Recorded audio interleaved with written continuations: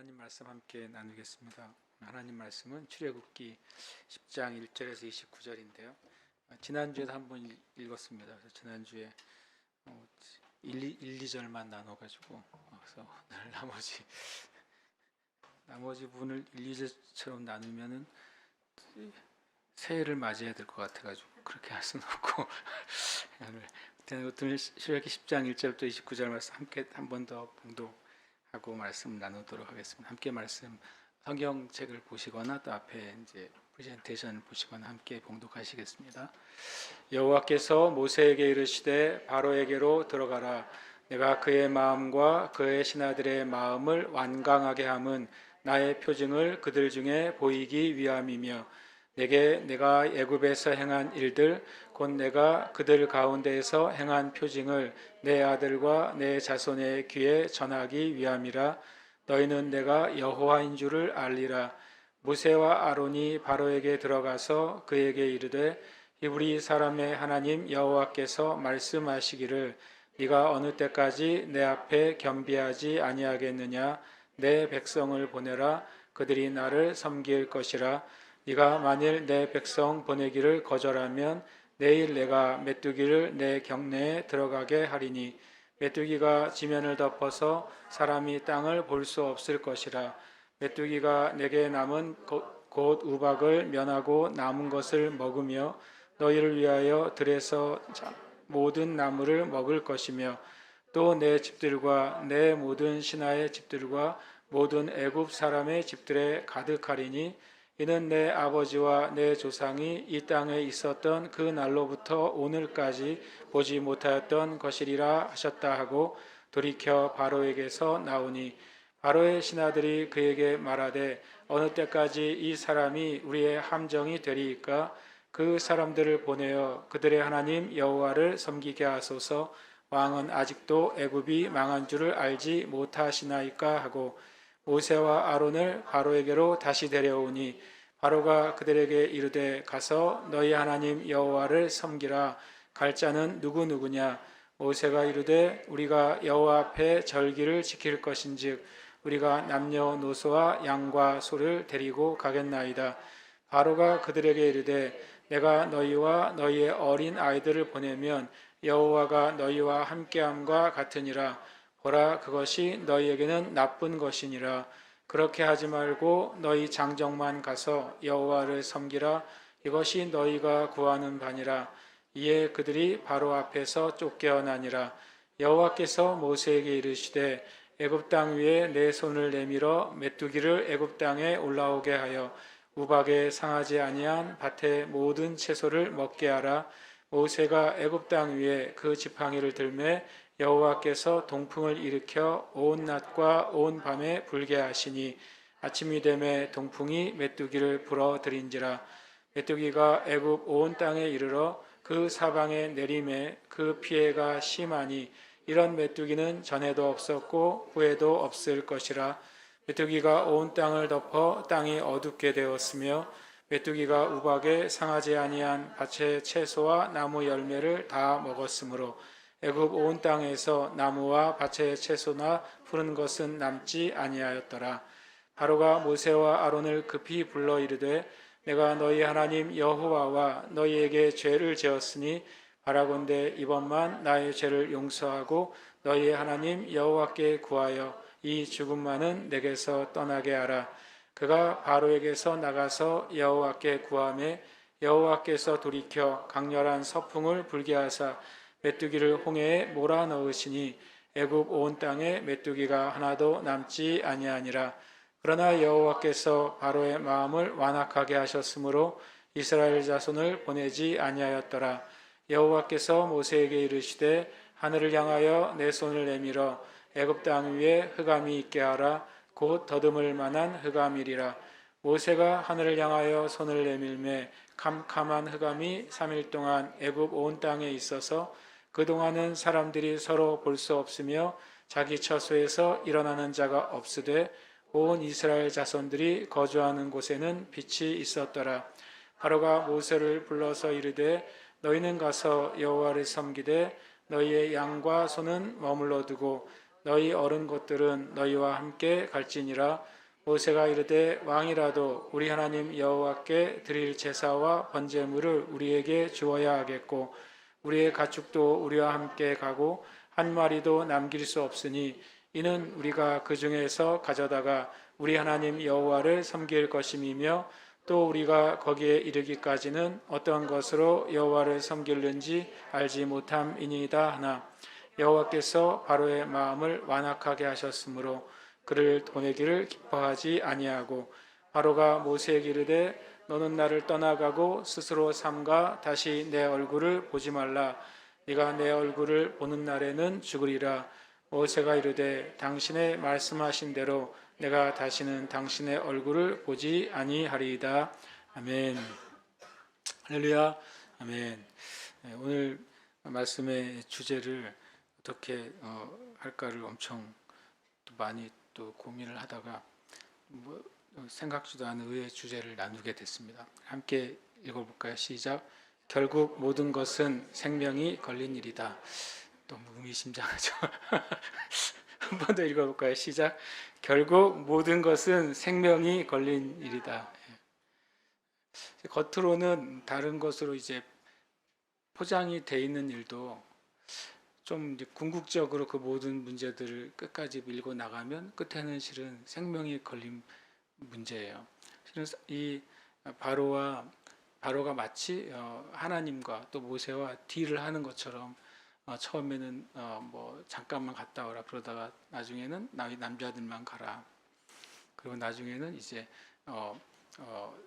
이 소와 양은 두고 가라. 이런 식으로 이제 계속 이제 뭔가 물질적인 것 가지고 이야기를 하는 것 같지만 결국에는 실은 생명이 걸린 문제인 것이죠.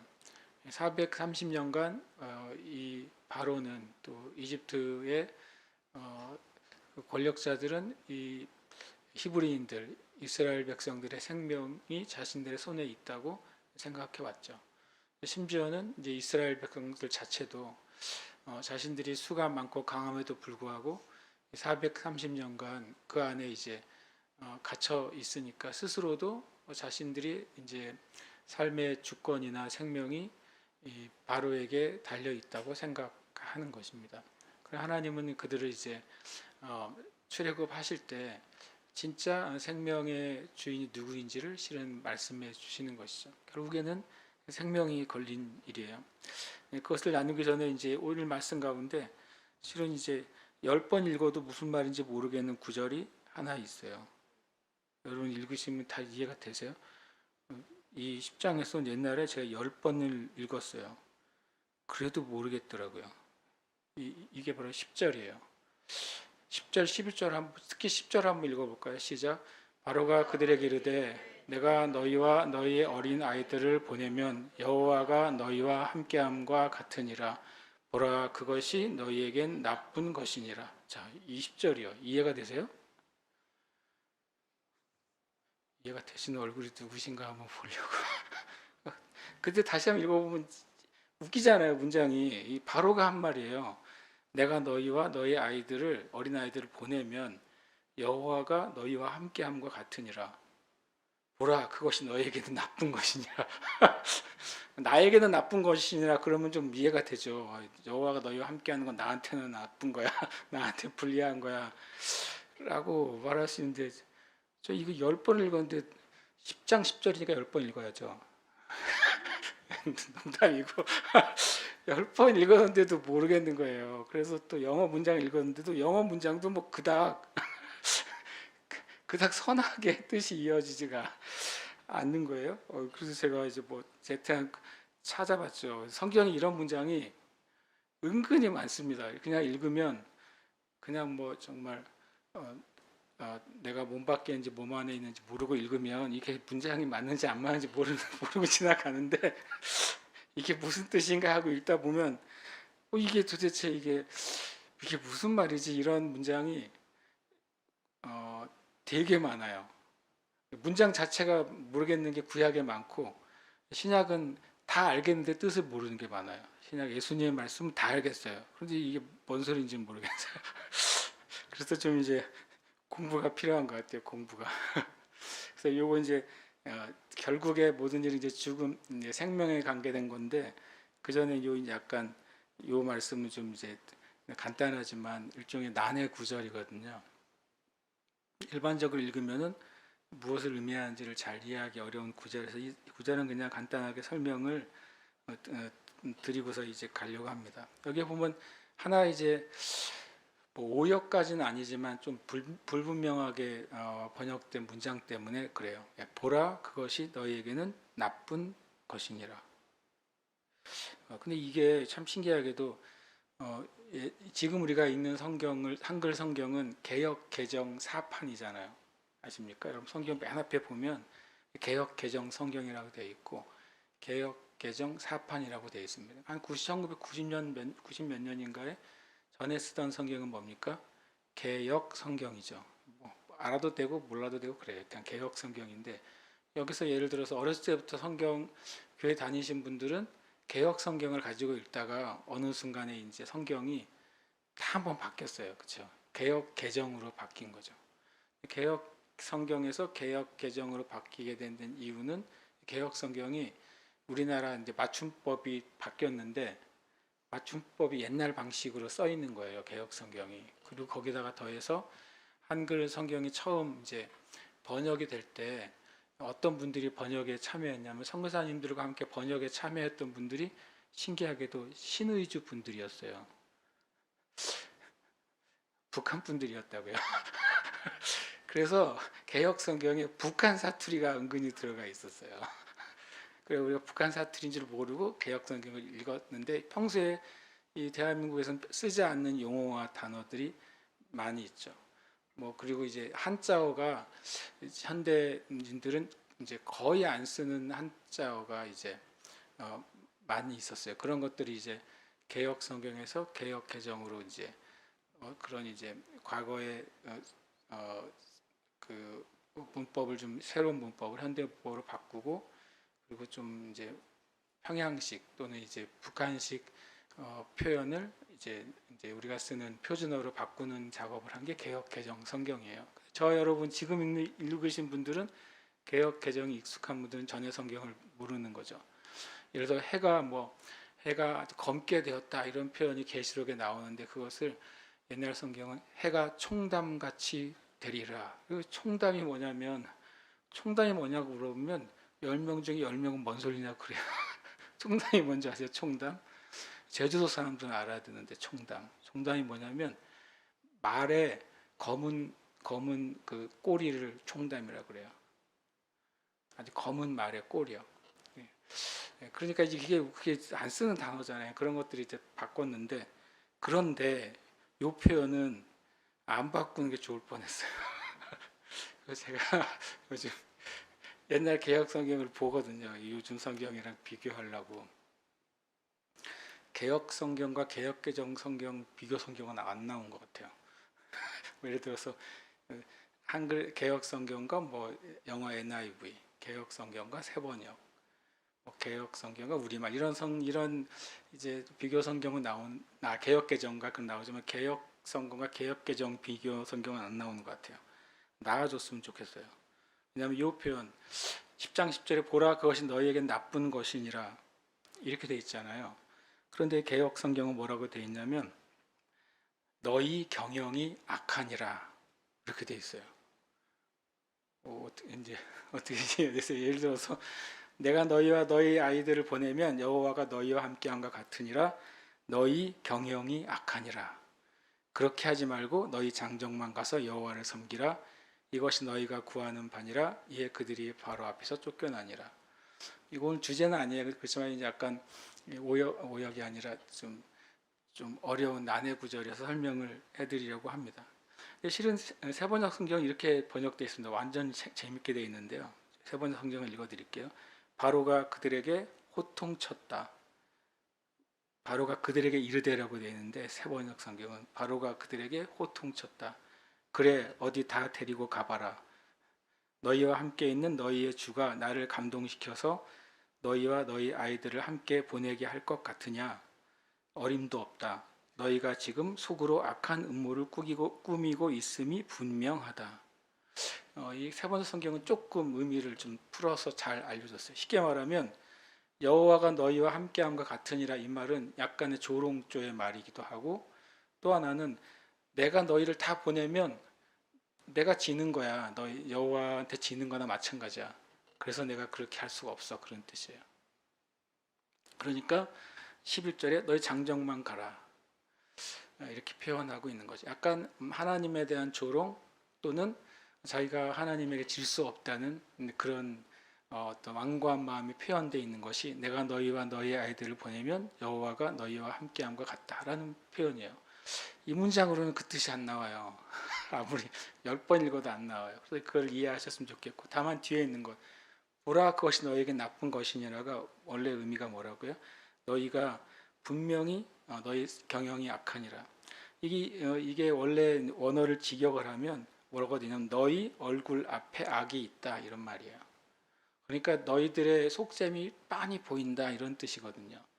이것이 보라 그것이 너에게 나쁜 것이니라는, 하나님이 함께하는 게 나쁘다는 게 아니라 너희들이 너희와 너희 아이들 다 데리고 나가라고 하는 것은 분명히 너희들이 뭔가 속셈이 있다는 거예요. 그래서 내가 도저히 너희들 보낼 수 없다, 이런 의미가 이제 10장 10절이죠. 근데 참 신기하게도 이 바로의 직감이 맞았어요. 왜냐하면 이 모든 아이들, 어른들, 남녀노소 다 데려나와 소와 양을 다 데려나가라고 하는 것은 단순히 절기 지키고 돌아오려는 게 아니죠. 그냥 출애굽하려는 의도잖아요. 바울의 마음 깊은 곳에 그걸 알고 있었나 봐요. 얘네들이 이거 다 나가겠구나, 이런 생각이 있었는지 이런 10장 10절 은연중에 진실을 말해버리는 일이 벌어진 거죠. 이 말은 좀 나중에 성경을 읽으실 때 이건 그런 의미라는 사실을 이해하시면 좋겠어요. 다시 이제 주제는 뭐냐면 결국 모든 것이 뭐가 걸린 일이다? 생명에 걸린 일이에요.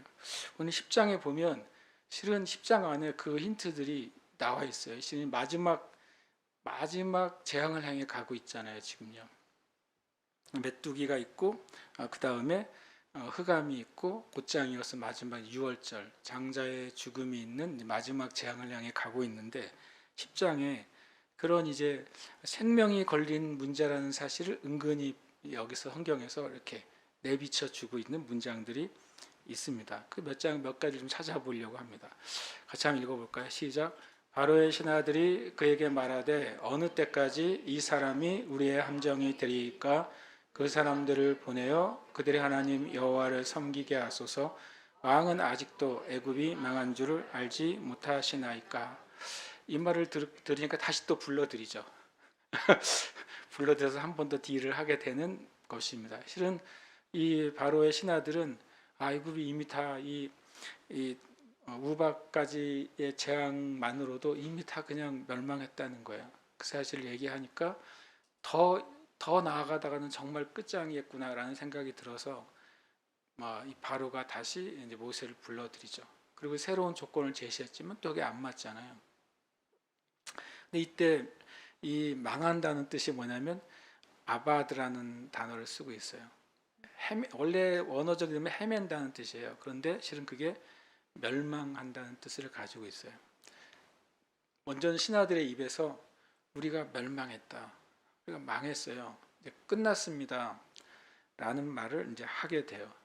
실은 알고 보면 이제 그 이스라엘 백성들 자신들의 이제 노동력이죠. 노동력을 두고 마치 자신들이 몰랐던 그 여호와라는 하나님, 그 하나님 여호와의 대리인인 모세와 서로 그냥 기싸움을 하는 것 같은데, 그게 실은 이제 애굽이 망하고 있는 과정이라는 사실을 이 신하들이 알아챈 거예요. 애굽이 지금 망해가고 있네요. 단순히 이 히브리인들을 내주느냐 마느냐가 아니라 그 사이에 이 땅이, 이 제국이 망하고 있습니다 라고 말하고 있어요. 그리고 또 이제 그 다음 이제 바로가 이런 말 합니다. 함께 읽겠습니다. 바로가 모세 아론을 급히 불러 이르되 내가 너희 하나님 여호와와 너희에게 죄를 지었으니 바라건대 이번만 나의 죄를 용서하고 너희 하나님 여호와께 구하여 이 죽음만은 내게서 떠나게 하라. 무슨 재앙 때문에 이 말을 했다? 메뚜기가 한번 휩쓸고 지나가니까 바로가 완전히 공포에 사로잡힙니다. 여덟 번째 재앙이 끝났을 때 메뚜기가 온 땅을 덮어버리고 그동안 우박의 피해 남아있던 조금 남은 그 모든 식물까지도 메뚜기에 의해서 완전히 그냥 아무것도 남지 않게 돼버린 거예요. 그것을 바로가 뭐라고 표현해요? 이 죽음이라고 표현해요. 처음에는 신하들이 우리 멸망했어요. 아직도 모르세요? 그랬는데 이제는 바로 자신이 고백하는 거예요. 아, 이것은 정말 죽음이구나. 죽음의 뜻이 마베트라는 단어를 쓰는데 죽음, 여기도 멸망이라는 뜻을 가지고 있어요. 죽음은 어떻게 보면 어떤 현상 같지만 멸망은 최종적인 어떤 결론처럼 느껴지는 단어잖아요. 아까도 이것이 이제 멸망의 의미를 가진 단어를 사용했다는 말씀을 드렸어요. 그리고 또 이제 이어서 이제 또 이제 상징적인 단어가 나오게 돼요. 22절, 23절 읽겠습니다. 모세가 하늘을 향하여 손을 내밀매 캄캄한 흑암이 3일 동안 애굽 온 땅에 있어서 그 동안은 사람들이 서로 볼 수 없으며 자기 처소에서 일어나는 자가 없으되 그러나 이스라엘 자손이 있는 곳에는 빛이 있었다고 말합니다. 여기서 흑암이라는 단어가 호세크라는 단어를 쓰는데 그것도 뭐예요? 흑암, 파멸을 의미해요. 처음에는 이 신하들이 이 과정을 통해 애굽이 멸망하고 있어요 라고 말하고 있습니다. 이제 여덟 번째 재앙이 지난 다음에 이제 바로의 입에서 이것은 죽음이다, 멸망이라고 표현했어요. 그리고 그 다음에 이제 임한 이제 흑암의 재앙은 예고가 없어요. 그냥 임해버립니다. 29절에 보시면 29절이 아니라 21절에 보시면 여호와께서 모세에게 이르시되 하늘을 향하여 내 손을 내밀어 애굽 땅 위에 흑암이 있게 하라. 그냥 말하면 내일 이렇게 있을 것이다 그런 개념이 아니라 그러니까 22절에 모세가 하늘을 향하여 손을 내밀매 그냥 흑암이 확 임해버렸어요. 엄청 갑작스럽게 그냥 깜깜해진 것입니다. 어떤 전조 증상이 있었던 게 아니에요. 뭐 어떤 하늘의 어떤 천체의 전조 증상이나 기후적인 증상이 있었던 게 아니라 그냥 갑자기 일시에 어두워진 일이 벌어진 것이죠. 그것은 이제 뭘 보여주려면 이것 똑같이 실은 흑암과 파멸과 죽음을 주님께서 그들이 몸소 느끼게 한 거죠. 처음에는 누가 얘기했다고? 신하들이 얘기했어요. 두 번째는 파라오 자신이 얘기를 했어요. 세 번째로는 모든 애굽 사람이 경험한 거예요. 뭐냐면 죽음이 다가오고 있는 거예요. 죽음과 멸망이 천천히 다가오는 있는 거예요. 마치 머리서부터 불이 꺼지는 거죠. 꺼져서 내가 있는 곳에 완전히 불이 꺼져 있는 정말 공포스러운 상황이 애굽에 있는 사람들에게 몰려오고 있습니다. 이런 상황 가운데 엄청 재미있는 표현이 하나 등장하게 돼요. 이제 바로의 마지막 발악이죠. 바로가 모세에게 이르되 너는 나를 떠나가고 스스로 삼가 다시 내 얼굴을 보지 말라. 네가 내 얼굴을 보는 날에는 죽으리라. 실은 자기와 자기의 나라가 지금 멸망당하고 있거든요.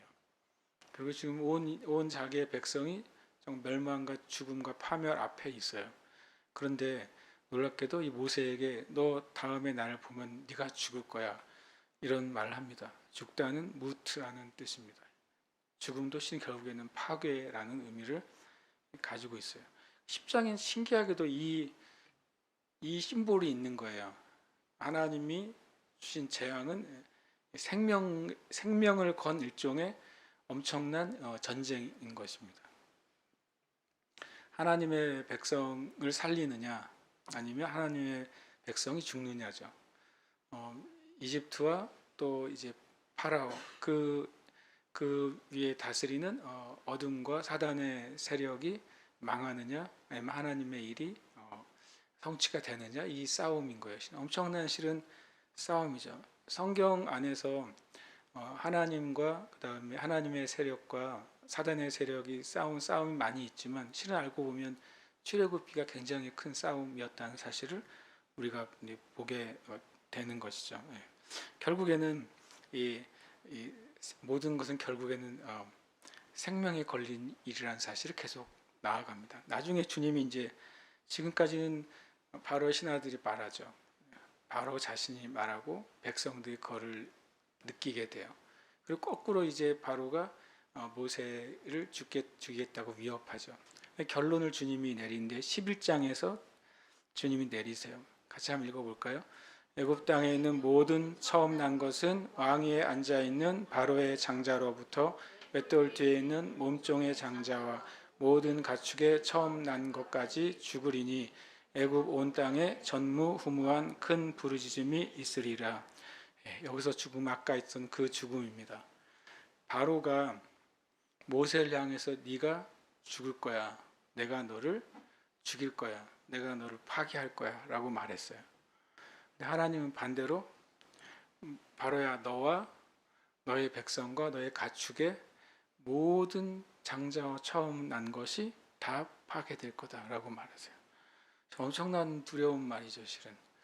이 바로가 자기가 모세에게 한 그 협박한 말이 이렇게 돌아올 줄은 몰랐을 거예요. 엄청난 실은 대가를 지불하게 되는 겁니다. 결국에는 이제 망하다 또는 죽다, 흑암 이런 것 결국에는 최종적인 멸망이라는 단어로 이제 계속 되게 돼요. 결국에는 하나님은 이스라엘 백성의 생명을 걸고 실은 이집트의 이집트를 다스리는 사단의 세력과 실은 맞서 있으신 것이죠. 당연히 하나님이 승리하신 하나님이시지만 모세를 통해 이스라엘 백성들을 통해 하나님이 결국에는 생명을 걸고 이 일을 하신다는 사실을 알게 하려는 거예요. 이것은 이 출애굽하는 것은 생명이 걸린 일이라는 사실을 말씀하고 있는 거죠. 결국에는 생명이 생명을 대신하잖아요. 출애굽 때 6월절을 나중에 또 우리가 얘기하겠지만 6월절은 뭡니까? 이스라엘 백성들의 죽은 어린 양의 그 생명의 피가 실은 그들 자신의 자녀들의 생명을 덮어준 거예요. 죽음의 피가 생명을 덮어준 것이죠. 이것이 이제 결국에는 이제 성경의 모든 중요한 결론은 모든 것은 생명이 걸린 일이에요. 사실은 알고 보면 신앙생활도요, 좀 너무 그렇게 말하면 그럴지 모르겠지만 생명이 걸린 일이에요. 조금 더 나은 삶을 살려는 게 신앙생활이 아니잖아요.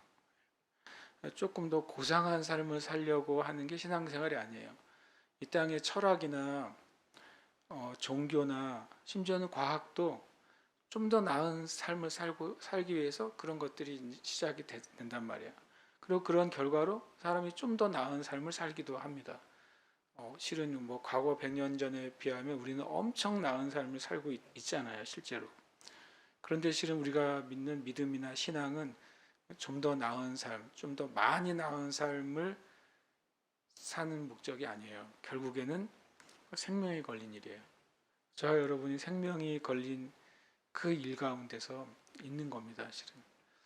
실은 좀 심하게 말하면 우리 하루하루도 그렇게 생각하면 좀 너무 극단적인 거예요. 내가 하루 살아가는 것도 실은 알고 보면 생명 걸린 일이에요. 나의 영적인 생명이 걸린 일이고 내가 사랑하는 사람들의 영적인 생명이 걸린 일이고 이 세상에 수많은 이 땅에 왔다가 이 땅을 떠나는 수많은 생명이 오늘 하루도 일어나는 사건들이잖아요. 사실은 되게 일상 같지만 실은 생명을 걸고 우리가 사는 겁니다. 그 안에 우리가 이제 영생이 있는 자는 그 생명을 걸고 사는 일이 실은 굉장히 축복된 삶이 되는 것이고 하나님을 알지 못하는 이들은 그 하루하루가 진짜 생명이 잃어버려지고 제거되는 삶을 실은 사는 겁니다. 어떤 철학자는 우리는 살아가는 게 아니라 실은 죽어가는 간다고 그랬어요. 철학자가 말 안 해도 우리가 다 알고 있잖아요. 사람은 사는 게 아니라 죽음을 향해 가고 있잖아요. 그 사람이 언제 죽을지 몰라도 결국에는 태어날 때까지만 어머니 뱃속에서만 우리는 살기 위해서 있는 거예요. 어머니 뱃속에 있을 때에는 태어나기 위해서만 있잖아요. 어머니 뱃에서 나온 이후에는 실은 좀 비관적으로 들지 모르지만 죽어가는 거죠.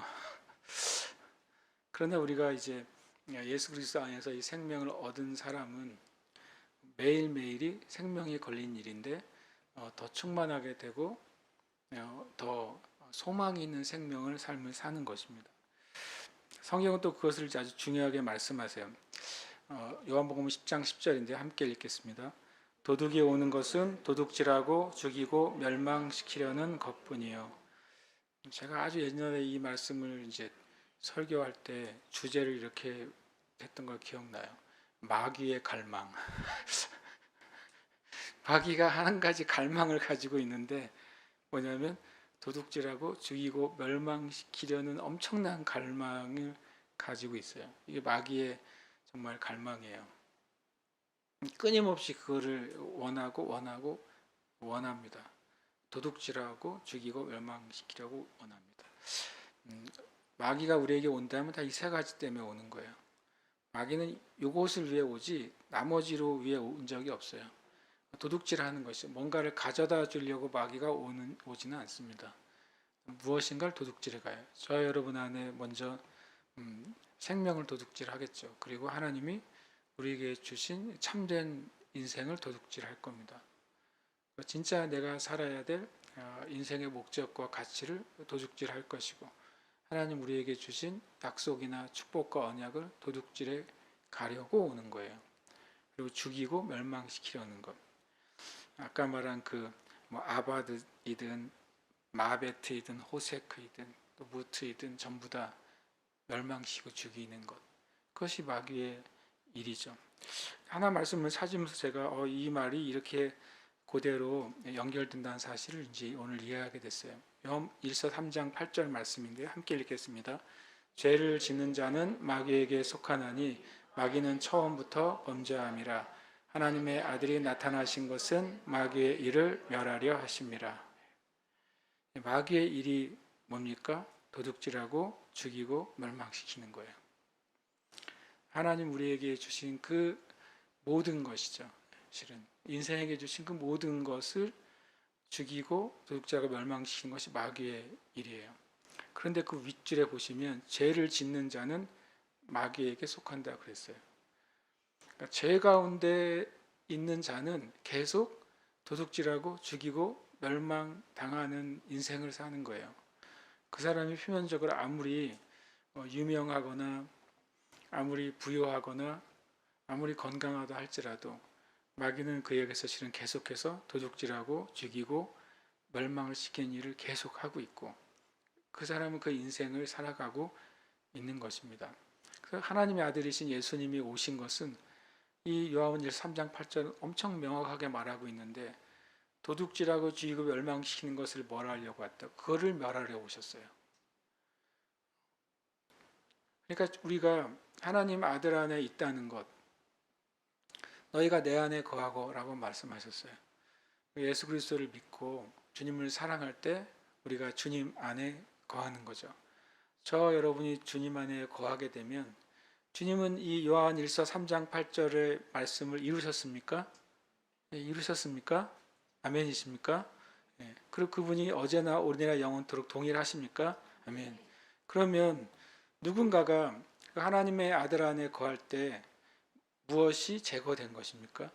마귀의 일이 제거된 것이죠. 도둑질하고 죽이고 멸망시키는 그 마귀의 일이 예수 그리스도 안에 있는 사람에게는 뭐 하는 거예요? 작동하지 않는 거예요. 그 사실을 우리가 믿고 고백해야 되는 것이죠. 내 삶 가운데는 마귀가 그 어떤 것이라도 하나님 나에게 주신 것은 도둑질에 가지지 않는다. 마귀가 절대 뺏어갈 수 없다고 고백하시길 축복합니다. 내가 주님 안에 있는 이상 어떤 것이든 하나님께로부터 온 것은 죽지 않는다고 고백하시길 축복합니다. 또 내가 주님 안에 있는 동안은 나의 삶의 영원한 멸망은 존재하지 않는 것입니다. 파괴되지 않는 거예요. 이것이 예수 그리스도 안에 있는 사람에게 주신 놀라운 은혜죠. 그것은 결국에는 생명에 걸린 일이라니까요. 모든 것은. 그러니까 하루하루 살아가는 건 생명이 걸린 문제예요. 그리고 그것은 우리가 예수님 안에서 그것을 얻었어요. 그것을 우리가 이제 붙잡아야 되는 것이죠. 로마서 8장 2절 함께 읽겠습니다.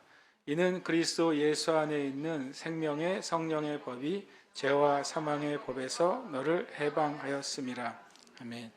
예수님 안에 있다는 소리는 어느 법에 있다는 것입니까? 생명의 성령의 법에 속해 있는 것이죠.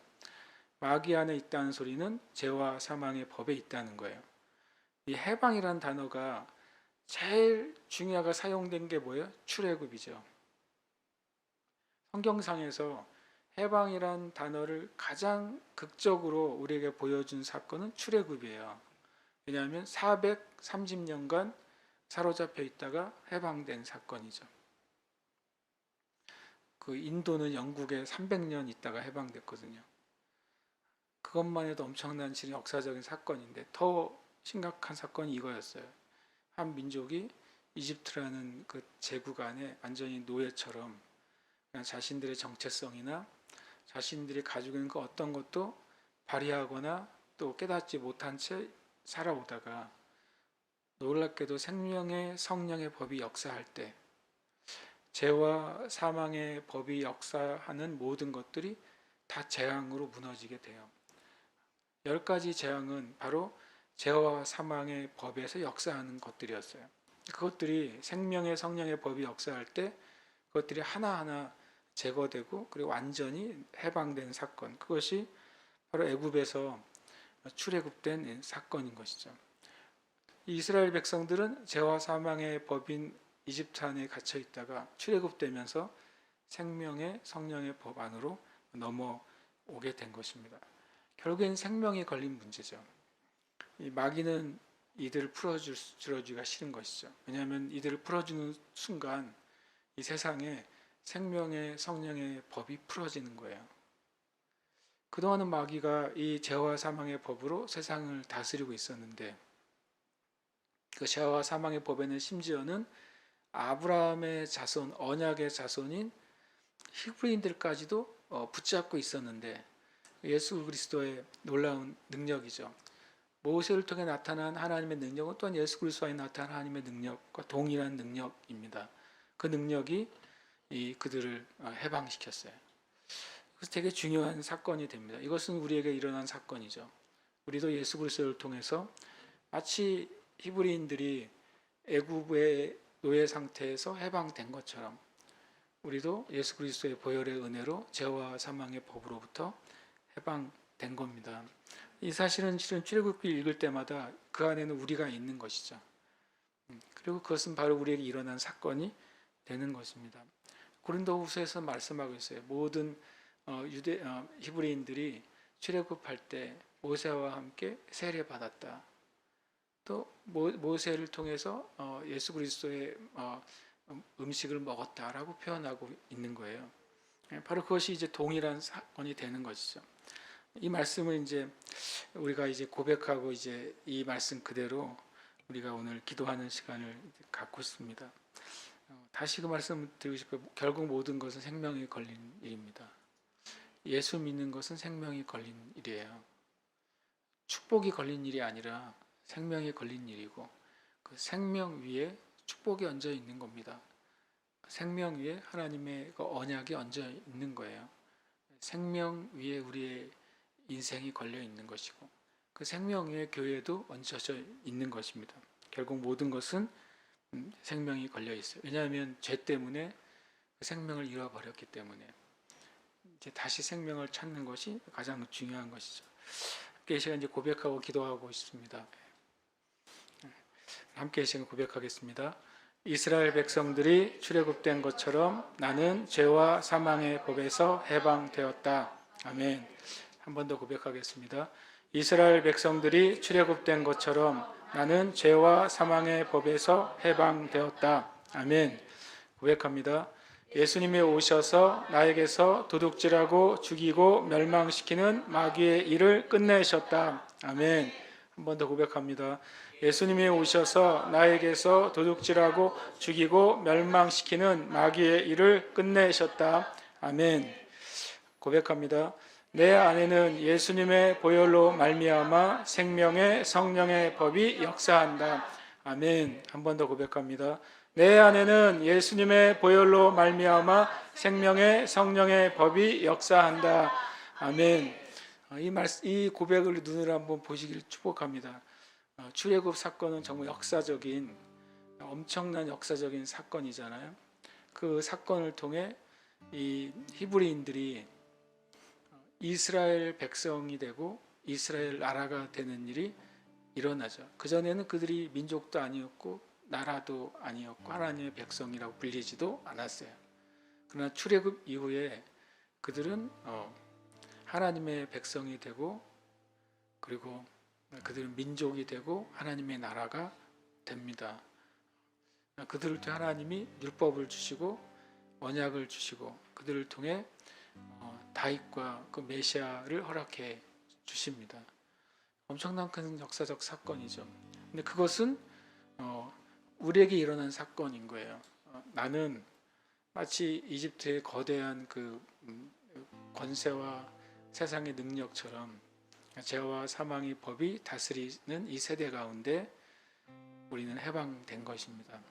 그래서 저와 여러분이 예수님 믿을 때 자유와 해방감을 경험해야 돼요. 죄로부터 내가 해방됐구나. 죄의 저주인 모든 사망으로부터 내가 해방됐구나. 이 해방감과 자유감이 우리에게 필요합니다. 그리고 이미 우리에게 주신 것이죠. 그리고 분명히 우리는 예수님을 통해서 나에게 있는 모든 마귀의 일이 끝났다는 사실을 고백해야 됩니다. 우리가 만약에 우리의 삶 가운데 내가 원래 가졌던 하나님을 위한 꿈들을 잃어버렸다면 하나님이 뺏어가신 것이 아닙니다. 마귀가 뺏어간 것이죠. 하나님 우리에게 주셨던 어떤 축복과 가능성과 기회들을 내가 잃어버렸다면 그건 하나님이 걷어가신 것이 아닙니다. 마귀가 그렇게 한 것이죠. 그러나 주님은 내가 주님을 믿을 때 그 도둑질하고 죽음에 멸망시키는 마귀의 일은 주님이 끝내셨어요. 그것이 주님이 오신 목적이라고 분명히 말씀하고 있습니다. 그리고 놀랍게도 주님이 그 일을 끝내셨을 뿐만 아니라 그 주님의 생명의 성령의 법이 내 안에 계속 운행하는 것입니다. 계속 운행하는 것입니다. 내 심장이 계속 피를 펌프질 해 대잖아요. 그래서 그 피가 계속 나의 몸을 순환하면서 나의 계속 생명을 공급하고 실은 치료합니다. 피가 치료하잖아요. 에너지도 공급합니다. 피가 돌면서 내 안에 있는 불순물이나 문제가 되어 있는 것들도 걸러냅니다. 생명이 피에 있잖아요. 우리는 예수님의 보혈로 구원받은 하나님의 자녀예요. 맞습니까? 그럼 우리는 고백해야 돼요. 내 안에 심장의 박동으로 피가 계속 공급돼서 내가 지금도 살아있고 지금도 숨을 쉬고 몸이 움직이잖아요. 그것처럼 나를 구원하시고 나의 죄를 용서하신 예수님의 보혈의 은혜는 내 안에 살아있는 것입니다. 그는 생명의 성령의 법으로 살아있는 것입니다. 그래서 우리는 그것을 고백해야 돼요. 그 어떤 어둠이나 어떤 두려움이나 어떤 무엇이라도 우리에게 영향을 줄 수 있을지 모르지만 또 주려고 할지 모르지만 이 사실은 사실인 겁니다. 나는 해방되었고 마귀의 일은 끝났으며 내 안에 예수님의 보혈의 생명의 성령의 법이 흐른다. 그래서 여러분 주님 앞에 오늘 믿음으로 붙잡으시길 축복하고 이것에 반대되는 그 어떤 생각이나 감정을 예수의 이름으로 끊으시길 축복합니다. 이것에 반대되는 어떤 상황이나 환경도 예수 그리스도의 이름으로 끊으시길 축복합니다. 왜냐하면 이것은 성경에서 말씀하시는 일이에요. 우리에게 일어난 일입니다. 그래서 우리가 고백하고 주장하고 그 안에 살아가야 됩니다. 함께 이 시간 우리의 이름을 넣어서 이 사실을 고백하고 주님께 고백하고 또 믿음으로 끊어야 될 것이 있다면 끊으며 주님께 나아가기를 축복합니다. 함께 고백하겠습니다. 이스라엘 백성들이 출애굽된 것처럼 고운령은 죄와 사망의 법에서 해방되었다. 예수님이 오셔서 고운령에서 도둑질하고 죽이고 멸망시키는 마귀의 일을 끝내셨다. 고운령 안에는 예수님의 보혈로 말미암아 생명의 성령의 법이 역사한다. 아멘.